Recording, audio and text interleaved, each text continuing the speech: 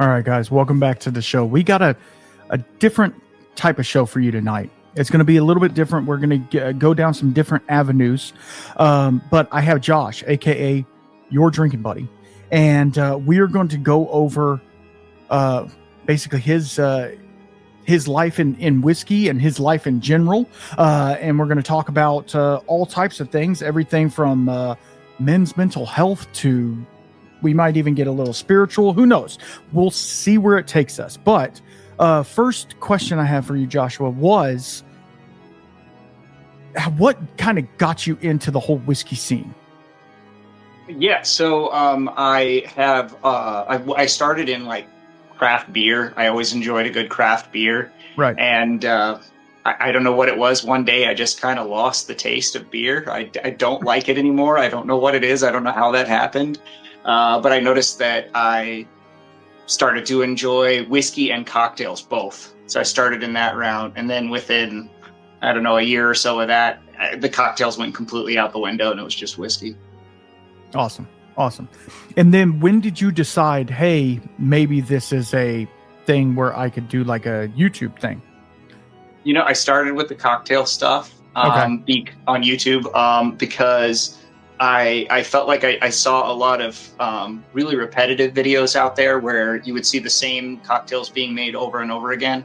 Right. So I really tried to get really creative with it. And I feel like almost every video I made with cocktails was something completely new and weird and out there. First video I threw up on YouTube was a ham on rye martini with, I made a onion vermouth in that episode. And just try to be unique with it and fun with it. And then I would occasionally throw in a whiskey review. And I would notice people would actually watch those. And it was kind of getting to the point where I was kind of getting burnt out on the cocktails anyway. Right. So we just kind of slowly became a whiskey reviewer. Awesome. So little inside baseball. We are actually sipping on a whiskey tonight. We are drinking on the Found North chill filtered single barrel, as they say, not a single. It's a song. And this one is really interesting. It's coming in at 58.6% alcohol. And if you guys don't know Found North, we've both had them on our shows. They're great guys. They're making some really cool Canadian whiskey. So we're going to be sipping on that for the rest of the night. I'm drinking out of your drinking buddy, Glenn, and I'm drinking out of the Whiskey Shaman, Glenn. It was almost serendipitous, wasn't it? So you're doing a YouTube thing and everything's going and you're just like having fun with it, right? And then I noticed, I started following you a year or two back, maybe. I noticed that you said in one of your videos that you were going to try to make a video every day of the year. For 1 year, you were going to try it. What was the cause behind that? And did it work out? Yeah, so I figured I saw a lot of YouTubers getting big success in volume. And I knew that if I put a video out every day, that by the end of the year, I would double or triple my audience. And I think I tripled it by the end of the year. Wow. And I did do that. That did mean I definitely cheated a little bit. I will admit that. I did. I had my wife help me do some like silly whiskey type skit type things. Mm-hmm. And we filmed like 15 of those in one night. And that helped me for like 15 days or so. Right. And then we did that again at a certain point during the year too. So I was not drinking every day. I don't believe in drinking every day. But I will say that year did take a toll on me though, because usually I'd be filming like 2 episodes in a night. I'd put the kids to bed and then go into the whiskey room and film like 2 episodes. And by the end of that year, I was definitely wanting to cut way back on filming. Yeah. Because like, even for me, and I don't have a huge, YouTube following or whatever, but like I do 1, maybe 2 videos a week if I can, if I think about it. And mainly I'm doing like reviews from, gracious gifts from people that have came on the podcast or something like that. So it's like, I kind of feel entitled to do those, but also like, I want to do something different. And so like for you having to do that every day, that just, I mean, at first it's fun because you're like, oh, I could do this. I could do this. I could talk about this. I could have this. But then it turns into like, man, this is a freaking job. So now I did a lot of top 5, top 10 episodes that year too, so that I could fit more things in. Oh, what are we going to hunt in April? What are we going to hunt in May? Yeah. And a lot of bottle haul videos, a lot of, stuff like that, which people love. People, if you look at the YouTube algorithm, bottle hauls and top 5s are on the top tier of those because people live in FOMO, right? Because they want that bottle that you have. They want that. And they live vicariously through you to get that said bottle. So it's kind of cool. Like I've done a couple of top 5s and then I told myself I'm not doing that anymore because it doesn't matter. My taste is totally different than yours. You might try this great whiskey that I'm having. You might think it sucks. So I don't know what to tell you. So half the reason they do well in the algorithm, I think, is because you get a lot of negative comments on those videos. And then there's people reacting and engaging in the comments where people will start, arguing a little bit or, honestly, I think the YouTube audience is really great. I think the audience of my videos was awesome. It was just, occasionally on those videos specifically would be where you'd get the trolls out. Right. Because I've commented on a couple of other people's, top 5s or whatever. And you see just the negativity flowing through there because guess what? Again, I don't like that whiskey that you like. Okay. Well, as the trolls do, they got to come out and they got to tell you they don't like what you like. So it turns into like kind of a pissing match here of like, oh, mine's better than yours. Yours better than mine. It doesn't matter. It's all the same. So, okay, let's fast forward a little bit. So you're blowing and going, doing this whiskey YouTube thing and acquiring quite a few bottles because you had to for the channel. Is that correct? Yep. And so you acquire these bottles and you're like, okay, and you're getting bottles sent to you by brands and stuff like that. And so you feel, like I said, the obligation to do some sort of video about it or stuff like that. So when in all of that, did it quit being fun and start being work? Yeah, I think the main thing that started to be work was the editing and just the commitment to. So I was one that I don't really like to do anything haphazardly. I don't go in I don't put like one foot in. I go all in on things when I go in on them. And I'm someone that was still replying to every comment left on my videos and engaging with the audience. And I wouldn't have it any other way. If I'm going to do this, I'm going to go all in on it. And it definitely did start to take a toll where it started to feel more like a slog to get the editing done. And, there are times where I'm editing at like 11 o'clock at night, falling asleep with my phone hitting me in the face when I should just be sleeping. Absolutely. Because at the end of the day, it's very easy for you to get wrapped up in it. And, when you're editing at all hours and doing all these things, at the end of the day, this is what it was. I found it again.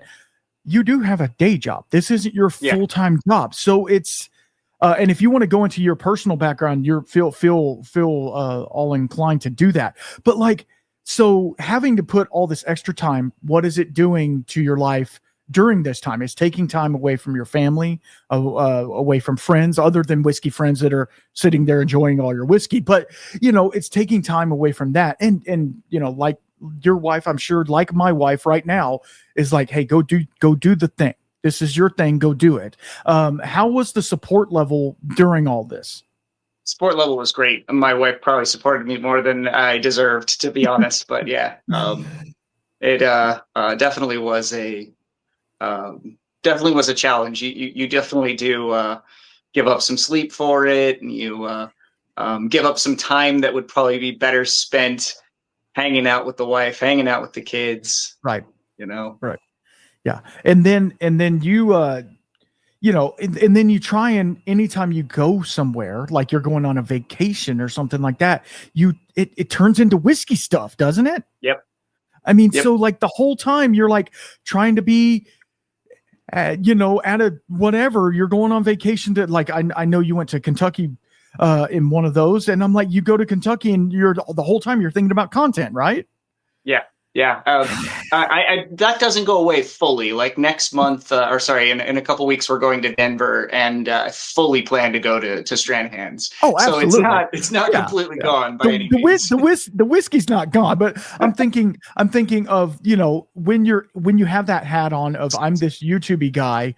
When you go to a place like Buffalo Trace, you're like, oh, I got to get all these still shots and do all this video instead of just absorbing the whiskey house in, you know what I mean? Instead of just being there and being present in the moment. And I feel like, I don't know how old you are, and we don't have to go there, but I remember back in the day, I'm an old guy, heavy metal guy, right? So I would go to concerts, and once they started bringing their phone up and recording the concert while you're there, that's where I lost respect for the people in the audience. I'm like, live in the moment. You're in the moment. You're watching the band. You don't have to. Yeah, I understand. I did it a couple times because I'm like, dude, this song, yes. But like, I don't know. There's something about that people living vicariously through their YouTube, it's Instagram, all of that stuff, and not living in reality. Did that ever affect you at all? Yeah, I would say definitely. I would definitely have people that would, mention in the comments or DM me directly. How did you get this bottle? Like I'm never gonna find this. That type of thing. And I do feel a little bit bad there that I review. I have a lot of unicorns. I reviewed a lot Right. of unicorns, and at a certain point, it does. There is a slight amount of guilt in the fact that I got some of those because of the channel. I got some of those because of the opportunities I created through Right. YouTube. And it's, yeah, I do feel a little bit, I did feel a little bit bad sometimes when I would post a video like, hey, which is better, Pappy 15, Michter's 20, or, those types of things where it's just crazy that I have the opportunity to try this stuff. A lot of times it was just samples from generous people in the community, but sometimes I'm reviewing a bottle of something that a lot of people just wish they could get and they can't. And that does kind of suck. Yeah. But at the same time, it's like, that's kind of why some of these brands push that towards you, because they're like, this is a one, not everybody's going to get this. And once you start developing a following of people, which sounds weird, it sounds weird to say it like that, but once you start developing people, it kind of puts you up on a little bit up on a pedestal, to where like everything, some people believe everything you say goes. And so how do you kind of get over that? I hate to call it an ego trip, but how do you get over that and kind of stay grounded where the whole thing, or did you personally struggle with that? I definitely feel like I did. I don't know if it ever came through in my videos, but I felt sometimes where I wasn't humble, or I was maybe bragging, or even maybe no one felt this way watching me, but I felt that way sometimes. And that's kind of the thing, right? Because like, even if it's just us feeling it inside, that's, that's saying something. Like sometimes I even feel that way, getting gifts from distilleries and stuff like that, which, I'm grateful to have. And I do say, if you want to, there's just not a have to, like there's some people out there that make you do these things, or they make you pay to come on their show or whatever. Like, that's never going to be me. I'm never going to be the guy that makes you pay, or you have to send over this, or you have to put me on your headline of your thing or whatever. Like, I just want a chance to talk to whoever wants to listen to me. And, I feel like you tried to convey that as much as possible, but you had some pretty big brands, in your back pocket, so to speak, didn't you? Like, Barrel, and a couple of other brands, were really supporting you, which is awesome. And how was Definitely. how was it like working with those bigger, I would call them bigger brands? The one thing that I would say I was very fortunate with is the people that did send me things, especially somebody like Barrel Craft Spirits. I didn't always love the stuff they sent me, I was honest about my reviews, and they still kept sending me stuff, which it just kind of goes to show that it's probably more about press than it is about good press. They want to get the name out there, they want to get the bottle out there. And if they can draw attention to their brand, even if it's negative, I think it's a net win for them. But yeah, Barrel was one that definitely, every release they were sending me a bottle to review. It was a great relationship. Wow. Whiskey Del Bach was another one that was very supportive. Almost every release, they were sending me a bottle to review, and there's a few others, but yeah, it was a really cool. It was a really cool process to be able to review them honestly and not, if and not have to worry about if I trashed it, I'm never going to hear from them again. And I found that kind of rewarding that they were honest about it, and they wanted they wanted legitimate feedback, not just a yes man. So. Right. Absolutely. Okay. So let's get into the decline. Let's talk a little bit about when did the whiskey tube thing start to become too much of a job or take too much of a toll? Was there a breaking point, or was it just a gradual juggernaut pushing you away from other things that you love? Yeah, I definitely think that it was just a slow process. I don't know if there was an exact moment. I do remember about this time last year, I remember filming a video with a amazing sample that Brooks had sent me of a really special 27-year Willet. He had sent me a sample of, and this is like one of the best whiskeys I've ever had. And no one will ever see the video for the light of day, because I was just kind of somber and sitting there like, guys, I don't know if I want to do this anymore. And I was really honest in the video, but it was just kind of a weird thing where I was just like, I feel like I'm spending too much time on this, and it's taking me away from things that are more important. And wow, family, faith, those types of things, I think it was taking me away from. Wow. So how do you discern when to call it quits? When it's a gentle push, or is it a full on push you off the edge type thing? When do you know that, and how do you discern from that? I don't know.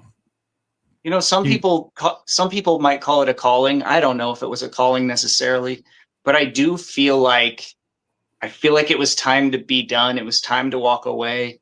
And it almost did feel like I was being told, you don't need to be doing this anymore. Focus on what's more important. Right. Yeah, I definitely do feel like there's a little bit of that. And I do have something kind of out there to admit. I haven't really told anyone other than my wife, but just the other day, somebody reached out to me, and I'm not going to mention who, because I don't know if the person would want me to mention it. Somebody reached out to me and said, I'll pay for an editor if you come back. And that was kind of hard. I almost said yes, but I said no, because I feel like I feel like it was the right move and the right time to walk away. Even if I didn't have to deal with the editing, I think it still is better for me to not have to worry about when I'm getting that next video up, or when I'm going to have time to film that next video, or do I have good enough content for the next video, and things like that. So let's talk about this for a little bit, because when we're on camera, when we're on screen, we even though we try not to, I try to be my genuine self all the time, but we do kind of turn into somebody else.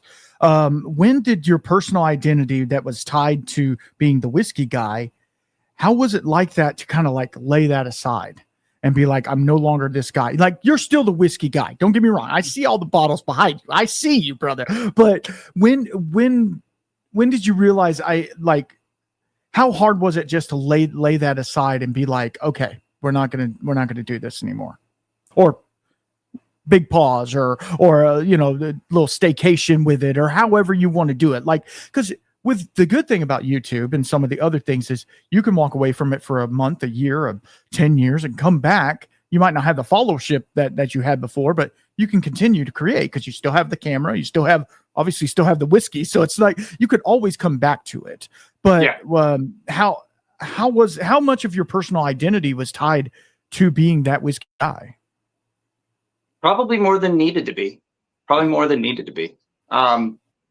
I think that I do love whiskey, but I don't necessarily need my entire persona to be based on something that is, something that I admittingly love, but is also a poison, something that actually ruins some people's lives, ruins some people's families. And at a certain point, how much, this is getting deep, but at a certain point, how much is how much of a good thing is it to encourage that? Yeah. How much of a good thing is it to you know, talk about whiskey all the time? And I don't know. Yeah. And I mean, obviously the listeners are going to know that like I've been struggling with this as well. Like I mean, good Lord, this will be episode 144 or something like that. So like I've talked about whiskey for years, and years before that, before I had a camera in front of me, I talked to people about it, and it's cool. Don't get me wrong. I love every aspect of whiskey and how it's made, and I love tasting it, and I love doing all the things. But like at the end of the day, is it really filling your cup? You know, is it really, or is it taking things away? And like you said, it is a poison.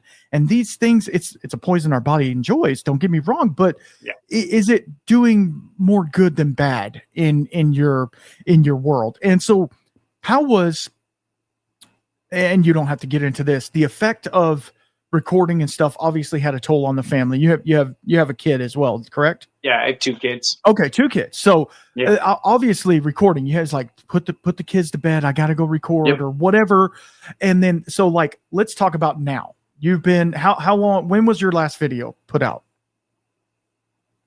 I want to say it was in April, right? April, I think so. Yeah. Yeah. So you've got a couple of months, a couple 3-4 months into this. What is life like now? I do feel less pressure, which is great, because I felt like I was always under pressure to get the next video out, to think of the next great idea, to think of the next blind flight, and things like that. And there's nights where I get home from work and I want to have like a pour or two, and on the filming nights that might turn into 5 pours to do a flight or something like that. And I just most nights I'd rather have 1 or 2. And not even every night. I don't think you should drink every night. I think you should give your body a break. But yeah, absolutely. Because here's the thing. And this is a study I saw. It was probably some influencer saying something about it, but they said that having 1 2-ounce pour, let's say that, it takes you 2 days for your body to recover from that 1 pour. Now, let's say you are doing a flight and you have 5. Now you're not drinking 10 ounces of whiskey, right? You have small amounts of whiskey in there. It's not like you're sitting there chugging bottles, but at the same time, because I've done it, because you've sent me blinds and I'm doing 5 or 6 at a time. Obviously very small pours with water and all the things, but like by the end of the night, you've probably had 3.5 ounces of liquid.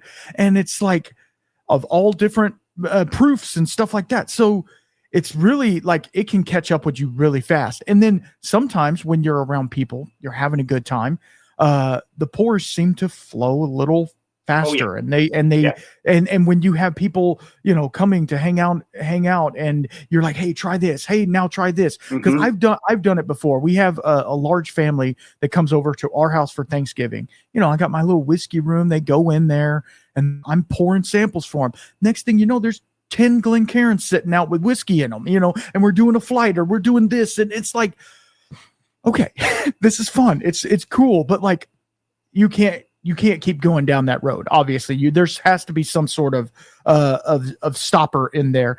And that's why I've always condoned, and I'm sure you do as well. Like if you feel like you need a pour, probably not the right time to get a pour. You know what I mean? Like if it turns into a necessity more than a pleasure, then there's an issue. And I've talked about alcoholism and stuff like that, because that's a big topic in our field, right? Everybody's like, oh, you have all those bottles, you must be an alcoholic, right?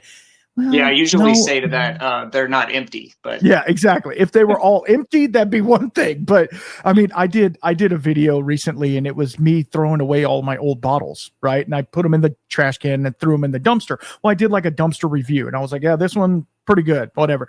And everybody's like, man, you went through those bottles. I'm like, dude, this is like 6 years. I kept those stupid bottles for so long. I have a shelf right up here that had all this old whiskey on it that I had just got when I first started really exploring whiskey, like old school things I can't even get. You can't even get anymore. You know what I mean? Stuff, distilleries that have closed down and stuff like that. And they're like, man, you drink. No, it's not like that. And that's what I think, that's a misconception with whiskey people. Like they think that, oh, for one, you're drinking till you're passed out every night. and number two, you're just a drunk. Don't pay him no attention. Which I'm trying, and I hope everybody notices that I'm trying to kind of break that stigma a little bit. Which is awesome. Yeah. Which is hard too, because everybody's like, hey, let me send you this pour. I got a whole thing of samples right here that I haven't even started. I'm like, what do I do? How do I go through those? I mean, I don't. And so like normally, and this is just me personally, I don't drink until the weekend, obviously, unless I'm recording. Every once in a while, I'll have one during the recording, but and then if I do, I'll maybe have a cocktail and one pour, maybe, depending upon the night. Sometimes it might be two pours. Sometimes it might be one cocktail. Who knows? But it's just really, and that you see a lot of people out there saying, I went through this bottle, this bottle, this bottle, this bottle. And you're like, man, that's just, it's wrecking your life is what it's doing. So when you look back now, what do you see? Loss or freedom? Freedom. Awesome. I was hoping you were going to say, I hope you were going to say, man, I really miss it or something, because that would kind of ruin my whole spiel here. So I saw you're pretty active in your Discord group, and I saw that there was a video or a post in there that you did where you went hiking with your son, I think it was, correct? Does that, obviously, does not recording, not having to worry about schedules and all that, how much more free time does it give you to do things like that with your family and your kids and your loved ones? How much more time do you get from that? Absolutely. Like a ton more time. Honestly, a ton. Because on a Saturday morning like that, to be honest, I might have still gone hiking, but I might have also been like, well, I got a premiere at 8 a.m. Probably should do the premiere. I got to be there. And that's the sad thing. I mean, it's not sad, because there's people that make money at YouTube, and we can talk about that for a minute too. They make money at YouTube, and that's their job, quote unquote job. And they do it when they can, but then they also can take themselves out of it, separate from it, because, think about it. Most YouTube channels do one video a week. They premiere it, it's done, but it might take them all week to edit it or, whatever, but they have the time. Like I know one of my good buddies, he has a distilling channel, and he puts one video out a week, but he's like, this is my job. So I can spend 4 hours in the morning editing part of it, go do stuff with the kids, and then do something else, and it doesn't take up as much time. But when you have a day job, and when YouTube isn't paying you, I don't even know how much it is, absorbent amounts of money. It's what it sounds like. None of us are like Mr. Beast out here, so it's like, what, and you don't have to talk about this. Was the payoff at the end worth all the sacrifice? Essentially, I was spending every penny that I was making on more whiskey for the channel to have the newest stuff to review. So I would say most months I didn't make anything, because I would spend more money on the whiskey than I would on that I made. Right. So, well, and that's part, and I don't know if this is specifically with whiskey. I'm sure it's with other things as well, but like, everybody wants to hear the review on the new bottle. They don't really care about that bottle that came out 6 months ago.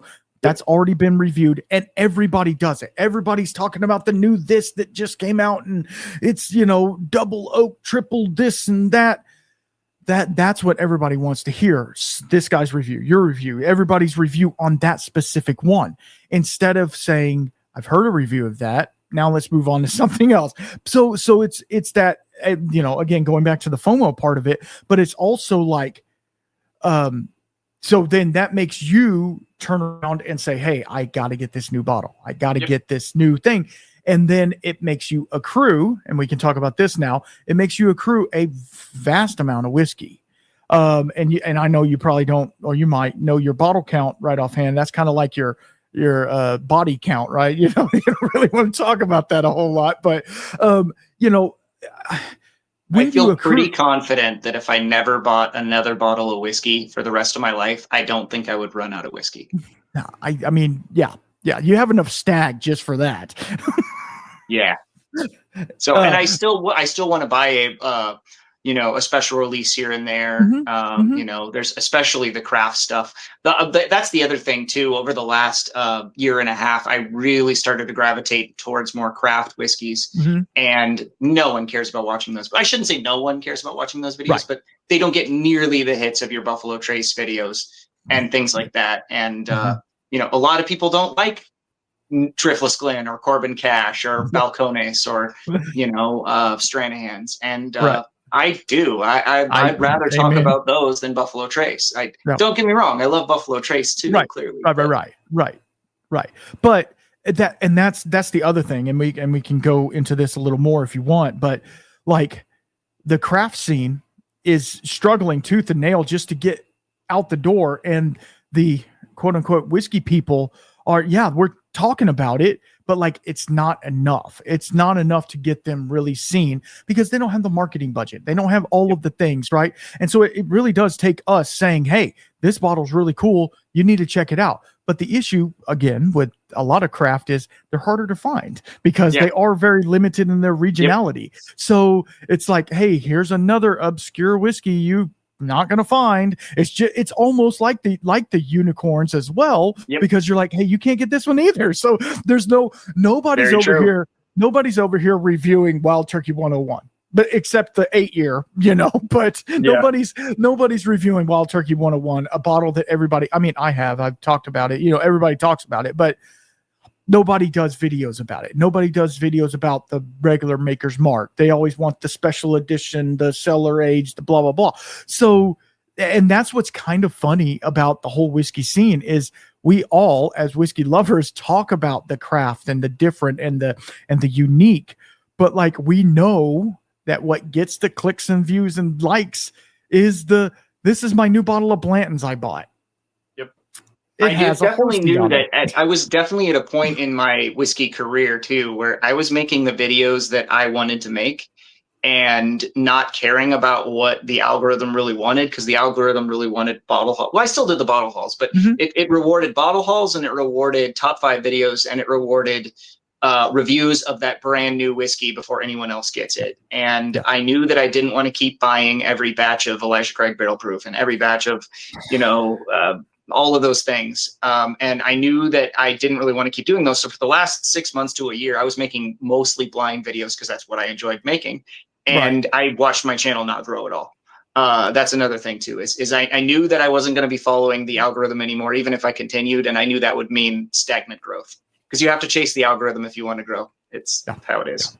Yeah. And you have to, I watched some, key point algorithm finds and stuff, and you have to do this certain hashtag on this certain Thursday afternoon at 2 p.m. or whatever. I'm like, bro, I'm going to release it. If you like it, you like it. If you don't, you don't. And you got a pretty good following through everything that you did. I mean, what, 17,000, something like that. Enough. Just under 15,000. Just under 15. Yeah. Okay. I think I ended up about 3 million views. Okay. So, a lot of people listening and watching and, just kind of tuning in. But at the same time, there was a couple of people that needed it a little bit more, including yourself. The time, just the peace, the calm from that, and then the break, the mental, just kind of like, okay, I don't have to worry about that. And that's another thing, kind of like with me doing this, is like, I want to talk to people that I don't have to worry about it. Like, I don't have to worry about, scheduling or anything like that. I just go on, do my thing, and I'm done. And that's what's pretty cool about a lot of the guests that I've got on recently. They're just like, hey, whenever you're ready, let's go. So I don't know. It's like a calling. It pushes you one way and it pushes you the other way. And it's that balance in the middle. But at the same time, it's really hard to balance that while still living life and doing all the other things. So let's talk about, how do I phrase this? Do you think about returning back to doing videos and stuff like that? No, I don't think so. Yeah. Yeah, So. I kind of thought so, but because you see, and if I'm putting words in your mouth, please tell me, you see the other end of it, and you see the time gained and the, I hate to say it like this, the sense of calm in the family, and you're not as stressed. You're not as not that whiskey's not supposed to be stressful, guys, but you're trying to make a deadline or something like that. You're able to go and just enjoy whiskey now. Yeah. And so tell us a little bit about, besides the whiskey we're sipping on tonight, tell us a little bit about some of the whiskeys that you've been enjoying recently, since you've been not having to worry about prying eyes covering your tasting notes and stuff like that. I mentioned two of them earlier, but I am straight up loving Corbin Cash and Driftless Glen. I think those two have really come up for me as being maybe even top 5 distilleries for me. I am loving what they're doing. I think that especially in the rye department, those two distilleries are delivering better ryes than basically every legacy distillery except maybe Jack Daniel's. Right. I think that if you can get your hands on some single barrel, preferably store picks of Corbin Cash or Driftless Glen, they're fantastic. Let's see. Definitely digging just more. I'm trying to do more single barrels rather than annual releases. So that single barrel is more unique to me. It's more. I've noticed that I think to my palate, I would enjoy a single barrel more than a batched product, unless it's something really special that's batched. Right. That batched product is going to be blended to that specific blender's flavor profile or whatever they're trying to aim for, whereas that single barrel can really sing with more unique, interesting, weird even notes that you're just not going to get off a blended product. They're not going to leave that harsh edge in there of this weird blueberry thing that doesn't taste like the normal stuff they're putting out. Right. Which I'm like, oh man, I'm liking this blueberry thing. What's going on here? Yeah. No, that is so true, because and I think that's how your whiskey journey goes. Like you start with the basics because they're basic, and you got to get a profile for them, and then you're like, okay, now I need to find some rare stuff because that's what everybody's going for. So then you find the rare stuff, and you're like, yeah, it's good, but it's hard to get and it's really expensive, and it makes you not even want to open it because it's like $1,000 bottle or whatever. So then you're like, okay, let me find something else, and then somebody gives you a sample, or somebody says, here, try this, and you're like, what is this? Oh, it's a craft distillery out of California, and you're like, oh, okay, cool. And then you're like, whoa, it blows your mind because it's so different than that normal profile that you're used to. Because don't get me wrong, Kentucky bourbon is doing a thing, right? They've done a thing for a long time, but there's some guys out there scattered all over the U.S., and we're not even talking about ASMs and scotches and stuff like that. But there's some guys out there that are just knocking it out of the park. So it's really cool to see. There's a love for both. You can love the legacy brands and love all the things that they're doing, because they're trying to catch up with the craft guys, because they see the craft guys have this kind of like cult following, and they're like, oh, I need those guys too. And so they're coming out with, single malts and special releases and all of these things that are like one-offs, which are cool, but they're still not hitting the mark as of right now. They might in the near future. I know that Claremont Steep was a horrible failure to me. A horrible failure. But I would say, I don't know if this is a hot take or not, but I don't know if I have tasted an American single malt from any legacy distillery that is worth its price tag, or even close to being as good as what's coming out of Balcones, Stranahan's, Whiskey Del Bach, Westward. They're just delivering so much better than what the legacy distilleries have given us. And because I think, and this is just from experience, a lot of those people came from beer brewing backgrounds. Yeah. And so they treat the barley differently than, say, a Jim Beam. They're going to come in there and it's a commodity grain. They're going to dump it in there. They're going to make a product and they're going to put it in a barrel and they're going to give it to you. And it's fine. It's single malt. Just drink it. Whereas the craft guys are like, no, we need to worry about temperatures and we need to worry about the yeast we're using. And are we going to put some, some acid malt or some weird malts in there to kind of change it up a little bit? And they're more concerned with the profile of it. That might just be me. I don't know. I might be making this up and everybody's using distiller's malt and Fleshman's dry active yeast, whatever. But I doubt that though, because I've been to a number of distilleries that are not doing that thing. They're doing a lot of specialty malts and a lot of things to make it just a little bit different, which is really with cool. Malt whiskey, it seems to me like when you're only working with one grain, it's a little bit more of an art to make a special product. Absolutely. Meanwhile, it's almost hard to make a bad bourbon. People will trash on a bourbon that I'm like, if you drink that, it's pretty good. Like even a bad bourbon is still pretty good. Yeah. Corn is so forgiving. Rye is so forgiving. And there are bad ryes out there for sure. But, there are. I would say the average bourbon, like even your bottom shelf, your Jim Beam white labels and your Dickel 8-year, not for me necessarily, but it still drinks pretty decent. Right. I mean, you could put it in a Coke, it'll be fine, right? Yeah. It's fine. So, all right. So let's move on to, besides what you're doing now,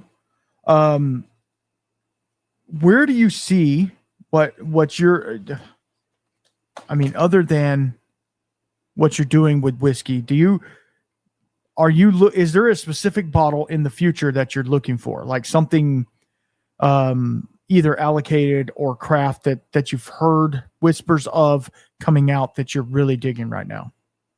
I definitely am chasing every Jack Daniel's release. That's not stopping. That won't go away. But other than Jack, I don't think there's any mainline distilleries that I'm still going to be hunting like I was before. And I would say for me, it's more of the craft stuff. So I'm looking forward to trying more Detling and trying more. I know I've mentioned Corbin Cash about 3 times now, but I want to try more Corbin Cash and, some of those smaller distilleries. I think that I'm curious what Outlaw is going to do with Adventurous Stills. I don't know what's going on there. I'm very curious what's going to happen with that. I'm trying to get Tyler on, but it's difficult. Yeah. So I'm curious what they do with that, because I liked what Adventurous Stills was doing and no one was talking about them. No one was even aware that they existed, even in the city that it was being distilled in. Right. And Outlaw wasn't the biggest brand. It's not like they're a huge brand. So it's just, you see that a lot. A lot of these distilleries are getting eaten up, and that's fine, because as long as the product, now I think with Outlaw, the product, they're totally it's not even Adventurous anymore. It's their Outlaw brand now. And I saw something, and I don't know if you've followed them, and this might be a hot take, that JT Mellick now has a second Instagram, which is completely different than their original. So don't know if there's something going on there as well. But it's so strange, which this might get into, call it conspiracy if you want, but these brands, once they start making the craft brands, once they start making a little money and making a showing and people like them, Diageo steps in and says, hey, I really like what you're doing. I have all of the money. Here is all of the money. Take it and keep doing what you're doing, but we're going to just absorb you under our umbrella. Both good and bad, right? Both good and bad, because as of right now, Balcones got bought up by Diageo a couple of years ago. I've not seen a drop in their quality. Yeah. The only thing I will say about Balcones is they do not advertise. Like, they put a post on Instagram every once in a while, but they don't advertise. But they really, their core products, they have their core products, and that's pretty much it. They do have special one-off releases. I know they're coming out with a Cataleja 2 now, which is 100% peated malt. Did you see that? Whoa. That's gonna be pretty crazy. But I mean, that's the thing. They get kind of gobbled up by these larger companies, which I'm not saying is bad or good. I definitely think we saw an absolute ton of that during the craft beer boom. Mm-hmm. Every craft beer distiller or craft beer brewery that was doing well seemed to be bought up by the big guys, gobbled up. Mm-hmm. And I don't know how much of that contributed to the demise of craft beer, but craft beer is virtually dead. I mean, it's an industry that's a fraction of what it was. I feel like seltzer is a much bigger category than craft beer now. And the domestic brands and the imports that have been around forever, I think they just gobbled up all of that market share. And even though, like, I'll give you an example. Here in Arizona, we had Four Peaks Distillery. I really liked their stuff back when I enjoyed beer. They got bought up by Anheuser-Busch. They didn't change anything. In fact, they were given more free reins to make even wilder stuff. That's awesome. They're a big brand now. They're doing well, and I think they're doing well because they have that big brand as a crutch. Mm-hmm. And if they didn't, I don't think they would have been able to stay afloat. Maybe I'm just speaking out of my right, but speaking out of both sides of my mouth now. But I feel like that really helped their brand in the long run being partnered with that. And it does seem like there is at least some of a whiskey dark ages coming, maybe not as big as the last time, but all of the distilleries are reporting dwindling numbers. I think that we will, I mean, when no one is buying, I mean, sorry, I'm saying and but a lot here. I'm having trouble getting my words together. But, it's all good. But basically, I feel like they've reached a tipping point where most whiskey consumers have all of the shelf available stuff. Mm-hmm. And if we don't have it, we probably didn't want it in the first place. Right. And a lot of those bottles aren't bottles that we're going to want to replace when they're gone. And I think that is going to be really bad for the whiskey, industry long term. Yeah. I'm not loyal to one brand. I'm loyal to 75 brands. And, if all the whiskey community is like me, that's not enough to go around. Like some of these whiskey distilleries will close because of this. Right. And now we know as a fact that the legacy brands, they'll be fine because they just have such a presence in the liquor store. And there are those people that go in there and get their handle of Jack Daniels and walk out. They don't even look at anything else. But also, like, everybody is seeing declines. And I've seen it over and over again, foreclosures and bankruptcies on these fairly large distilleries, and then lawsuits on other ones that were doing astronomical numbers on their things and buying houses in Martha's Vineyard instead of putting it in the distillery. And it's like, what are we doing? Right? What are we doing?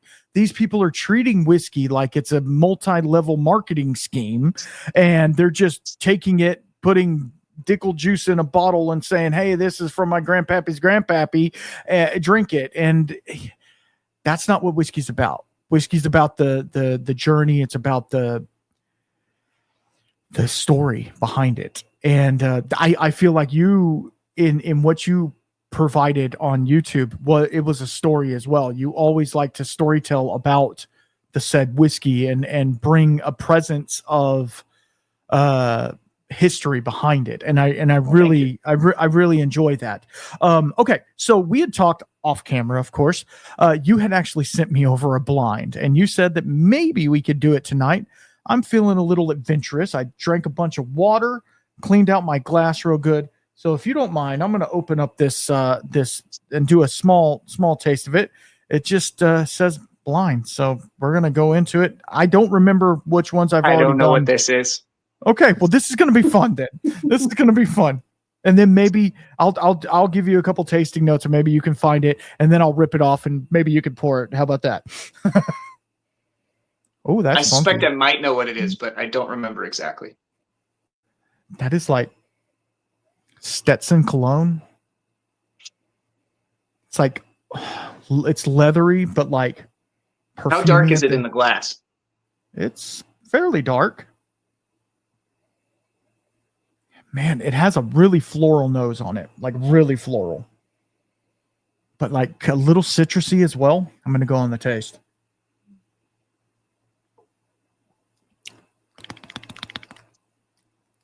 I think I know what it might be. That's grain forward. It's not off-putting. It just kind of hit me weird. It kind of does at the back end. It kind of washes out. It doesn't have a whole lot on the long finish, but the flavors that are there are really nice. I'm going to say it's a, man, hold on. Is it a rye? It might be a rye. Hold on.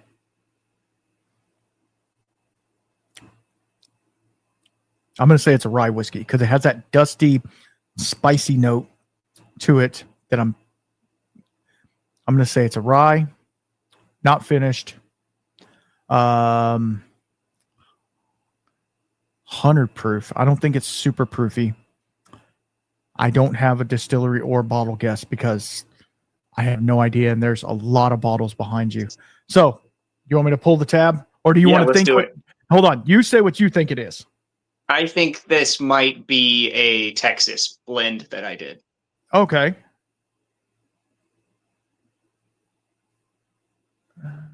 Homemade birthday bourbon.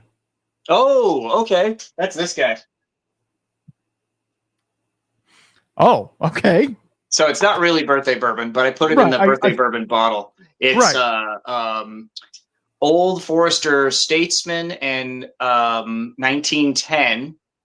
And then barrel spiral for 2 weeks. I left it in there much longer than that, but after 2 weeks, you get very little return. Right. And then I also put in about 2 ounces of an Old Forester single barrel proof to get the proof a little higher. Okay. Anyway, I'm surprised you had said that you got a grainy thing because this one drinks pretty old to me. Well, I don't know. There was something on the taste, and maybe I was tasting the oak. And it was like the oak grain instead of like the grain of the actual whiskey, because it is fairly tannic. Obviously, it's really good.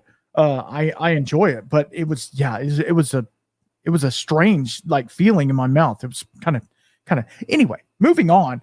It's guys. If you're not doing blinds, what are you doing? Like you need to blind because that's the best way to get into whiskey. And that's the best way to really understand the different flavors. Try, like I like to do blinds of different things. So like it'll all be bourbons or it'll all be rye, but then one is finished, one is hazmat, one is, a shelf bottle, one is an allocated bottle or whatever. I'll try them all together because it takes all perception out. It takes everything that you were thinking before, like, oh, that must be good because it's a highly allocated bottle or whatever. It takes all that out, and then you end up liking the Jack Daniel's rye, whatever. Out of all the other thing I would say too is you definitely would recommend to the people in the community, especially if you get that bottle you don't love. Try experimenting with it. Try some blending and mess around with some blending. Mess around with some home aging, buy those little charred oak spirals, drop some spirals in there, try it out. Another thing I would recommend is if you really hate a bottle, give it to somebody else in the community. Yeah. I hear people do drain pours and it makes me cringe so bad because if you don't like it, that doesn't mean that somebody else won't love it. So give it to a friend in the community if you don't want to like experiment with it, something like that. Absolutely. But also I always look at it, and of course this is from my side of the things. I always look at the person that made that whiskey. The hard work that went into making that whiskey. Now, I know with some of the bigger brands, it is fairly automated and maybe there's not as many hands on it, but still somebody had to bottle it. Somebody had to put the label. Somebody had to do all the things. And just like, to me, I feel like all whiskey, even if it's not your flavor, even Kessler's blended whiskey has a place somewhere, right? I would say especially as a craft lover, there's so many times where I will review a craft whiskey and the comments will be loaded with, that is the worst whiskey I've ever tasted. I poured it right down the drain, that type of thing. And I'm just like, well, first of all, you're crazy. But second, just give it to somebody in the community. Yeah, absolutely. Absolutely. And that's what, and we'll talk about this for a second and then we'll wrap it up. But that's one of the things that I personally enjoy very much is the whiskey community, Now, there is some people out there that are haters, and they're going to hate, right? Haters are going to hate, but the whiskey community in whole is so generous and so knowledgeable, and they will tell you, nope, that actually was 52% corn, not 51% corn. They will let you know, and they will not calling you out, but just for your record, they will let you know. And just the wealth of knowledge and the wealth of generosity, and just people being cool and being like, hey, you like this? Well, try this and try this. And it's it's like the Netflix of whiskey. It's like, you might also like this. So I don't know. It's like, get out there, find a community, because there's different communities inside the whiskey world. So it's like, find the one that you're in and just go with it. Like, I was really big into the whiskey tribe. I don't know if you've ever seen any of this stuff. I was really big into that for a while, because it was funny, it was stupid, there was a lot going on, and then there was some knowledge in there, and I was like, all right, cool, I can do this.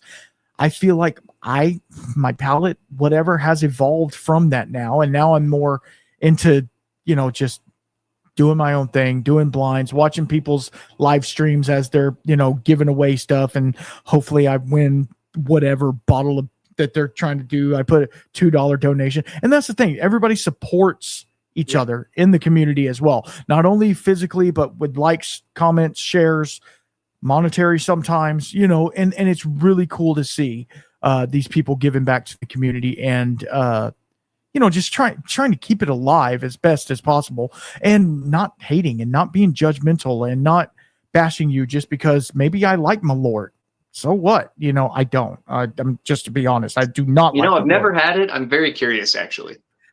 It is like, how do I explain it? Have you ever you've had Jägermeister, right? Yeah. Okay. If you dipped Jägermeister in like black tar heroin, no, maybe not that, but in like anise, which is anise forward, but like, not anise, but anise, you dip it in there, and it's not good. I could drink it. It's not going to make you puke. It's very bitter, right? Like, it's a digestif. So it's like very bitter, and it's actually good for you, but whatever. It's supposed to coat your stomach and help you with aid with digestion and stuff. But people do like punishment pours for it or stuff like that. But anyway, and actually the distillery that makes the Malort actually makes some good whiskey too.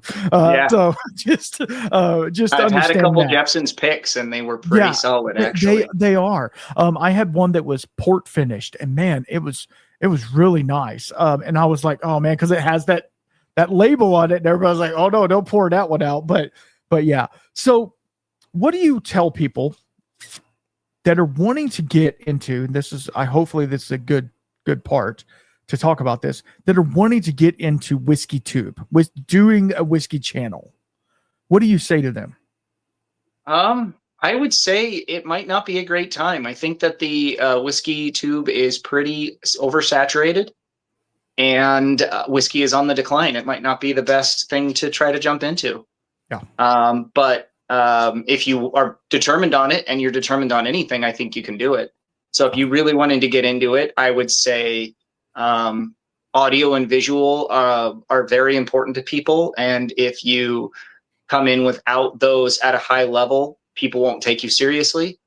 I would say there's a strategy that people use where they watch a ton of content in that whatever they're going into, and leave a ton of comments on all those channels.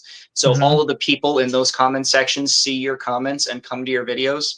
I can definitely say that is something that will help build your brand. And I would also say stick to one avenue. If you try to do TikTok, YouTube, and Instagram, and X, and everything else, you won't be able to produce the content for all of them, and you'll end up not being able to produce content that people want to watch at all if you're trying to do for everything. I would say stick to one, and YouTube is the easiest one to make money on. So I would say YouTube is the way to go. But right. Awesome. I mean, it's either way you go, it's a hard road, because you have to just, I mean, it really is getting lucky. Like it's winning the lottery. Because if you find a video that hits, it hits. And there's people that do one stupid video of them dancing in a basement and they get 1 million views, but yet we're over here grinding, actually trying to put good content out. I get 2 likes. What is going on? No, but Yeah. and that's the whole thing. Like, just stay grinding, stay doing your thing. But if it's not filling your cup, then maybe it's not for you. Yeah. And I don't know. It's sad, and it makes me happy at the same time for you personally, because I know that you would not step away from something that you enjoyed if there wasn't a reason behind it, right? Yeah. So I want to thank you so much for coming on here and open up your heart, sharing your story, not just Thanks for about having leaving, me. not just for leaving something behind, but also stepping into something greater. Your obedience, your honesty is a reminder that following God isn't always easy, but it's always worth it. And if you guys listening right now, maybe you're standing on a crossroads yourself and you haven't quite felt that nudge, let Joshua's story here be the proof that you can trust in him, and your next step, he will always take care of the rest. So if this conversation stirred you into something, share it with a friend, subscribe so you don't miss the next show. And until next time, keep your spirits up. Peace.